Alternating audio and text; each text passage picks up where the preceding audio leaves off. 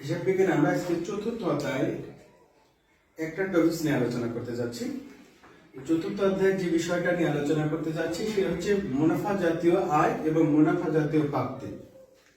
শুনতে মনে হয় একই রকম, শুনতে মনে হয় যে একই রকম, যে মুনাফা জাতীয় আয় আর মুনাফা জাতীয় প্রাপ্তি তো একই রকম, এর মধ্যে কোনো পার্থক্য নেই আপাত দৃষ্টিতে, কিন্তু আসলে পার্থক্য আছে। আমরা দুতরফা দাখিলা পদ্ধতি একটা অধ্যায় আছে, সেই অধ্যায়ে দেখছি মুনাফা জাতীয় প্রাপ্তি কিংবা আয় বললে আমরা ঠাস ঠাস কয়েকটা একটু বসাই দিতাম, ঠিক কিনা? কিন্তু এই অধ্যায়ে এসে দুতরফা দাখিলা পদ্ধতি না, চতুর্থ অধ্যায়ে এসে আমরা দেখতে পাবো যে মুনাফা জাতীয় আয় মুনাফা জাতীয় প্রাপ্তি গুলো আলাদা।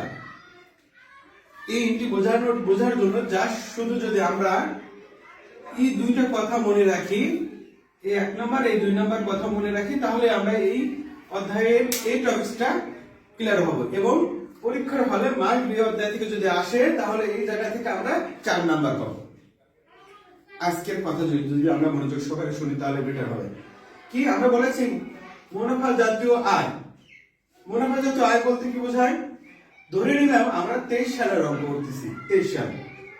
তো সেই 23 সালের অঙ্কে চলতি বছরের সকল প্রকার আয় সমূহ শুধুমাত্র চলতি বছর থাকবে, অর্থাৎ 23 সালের আয় হবে হচ্ছে মুনাফা জাতীয় আয়। শুধুমাত্র 23 সালের আয় হবে মুনাফা জাতীয় আয়। আর মুনাফা জাতীয় প্রাপ্তি তাহলে কি? সকল প্রকার প্রাপ্তি। তার মানে কি শুধু পর 23 সালে যে তা না, 23 সালে যা পাইছি তা, অর্থাৎ 23 সালের আগের বছরেও, 22 সালেও এবং 24 সালেও। অর্থাৎ আমি 23 সালে এসে মনে করলাম যে টাকা পেয়েছি 1 লাখ টাকা, সেটা হচ্ছে 22 সালে কিছু টাকা, 23 সালে কিছু টাকা, 24 সালে কিছু টাকা। ক্লিয়ার? তাহলে সেই এন্ট্রিটা কিভাবে হতে পারে? সেই এন্ট্রিটা এরকম আমরা ধরে নিছি একটা বাক্য ক্লিয়ার জন্য। ধরি 2023 সালে কমিশন প্রাপ্তি 1 লাখ টাকা, এর মধ্যে 22 সালে হচ্ছে 15,000 টাকা এবং 24 সালে 25,000 টাকা অন্তর্ভুক্ত হয়েছে। তার মানে আমরা এখানে তিনটা টপিক দেখছি, তিনটা সাল দেখতেছি। একটা সাল হচ্ছে 23 সাল, আর একটা হচ্ছে 22 সাল, আর একটা হচ্ছে 24 সাল। কয়টা সাল এখানে পাচ্ছি? তিনটা সাল পাচ্ছি। তাহলে আয় কোন সালেরটা যাবে? শুধুমাত্র আয় হচ্ছে 23 সালে যাবে।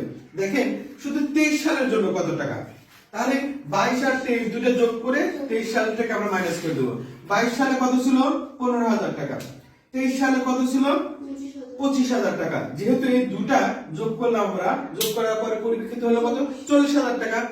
আর টোটাল মিলে কত টাকা? 1 লাখ টাকা। তাহলে আমরা কি পাবো? এই 1 লাখ টাকা থেকে আমরা 40,000 টাকা মাইনাস করে দেব। মাইনাস করলে কত টাকা আছে? 60,000 টাকা। এই 60,000 টাকাটাই হবে এই বছরের জন্য আয়। ক্লিয়ার? তাহলে মুনাফা জাতীয় আয় বলতে 60,000 কে বোঝানো হচ্ছে। এখানে এমন কিন্তু বিভিন্ন ধরনের আছে, 1 লাখ টাকা আছে, 1,15,000 আছে, 25,000 আছে। আমরা কোন টাকাকে মুনাফা জাতীয় আয় ধরবো? আমরা বলেইছি যে এই বছরের জন্য যে আয়টা, শুধুমাত্র যে বছরে যে সালের অঙ্ক করতে বলছে সেই সালের যে আয়টা, সেই আয়টাই যাবে। আপনি মনে করবেন না স্যার 23 সালে তো 1 লাখ টাকা পাইছি, 23 সালে 1 লাখ টাকা পেয়েছি ঠিক আছে, কিন্তু এই 1 লাখ টাকা 22 সালের কিছু টাকা, 24 সালের কিছু টাকা আর 23 সালের কিছু, তিনটা সাল মিলে বকেয়া, অগ্রিম আর চলতি, এই তিনটা মিলেই হচ্ছে 1 লাখ টাকা। তো শুধুমাত্র চলতিটা নেব 23 সালে, সেটা হচ্ছে মুনাফা জাতীয় আয়।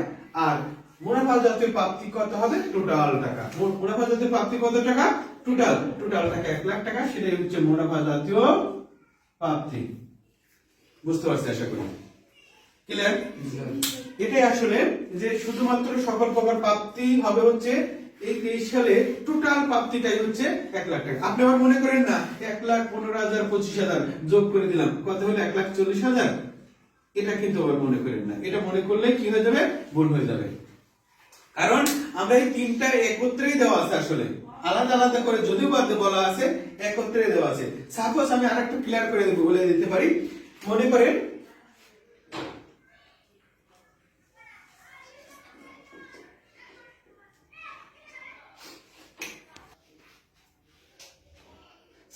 মনে করলাম যে আমার কাছে 1 লাখ টাকা আছে, আমার কাছে 1 লাখ টাকা আছে, আমার কাছে 1 লাখ টাকা আছে। যে 1 লাখ টাকার মধ্যে এক্স নামক ব্যক্তির 15,000 টাকা, এই 1 লাখ টাকার মধ্যে এক্স এর কয় হাজার টাকা? 15,000 টাকা। আমার 1 লাখ টাকার মধ্যে ওয়াই এর হচ্ছে 25,000 টাকা। বুঝতে পারছেন? আমার পকেটে কি আছে? 1 লাখ টাকা আছে, কিন্তু এই 1 লাখ টাকার মধ্যে থেকে 15,000 এক্স নামক ব্যক্তির, 25,000 এক্স নামক ব্যক্তির, তাহলে আমার কত টাকা? আমার কয় টাকা? আমার হচ্ছে 60,000 টাকা। তার মানে এই দুইটা কি হয়ে যাবে? ওই 1 লাখ টাকা থেকে মাইনাস হয়ে যাবে, মাইনাস হলে 60,000 টাকা থাকে। এই যে আমার যে বললাম কথাটা, সেই আমার টাকাটা হচ্ছে মুনাফা জাতীয় আয়। আর কি? সকল প্রকার প্রাপ্তির মধ্যে টোটাল টাকাটা, টোটাল টাকা বলতে এই 1 লাখ টাকা। কিন্তু আবার মনে করবেন না যে দুটাই, এই দুটা তো প্রথমটার মধ্যে অন্তর্ভুক্ত হয়ে গেছে। ঠিক আছে? ক্লিয়ার? আশা করি বুঝতে পারছেন।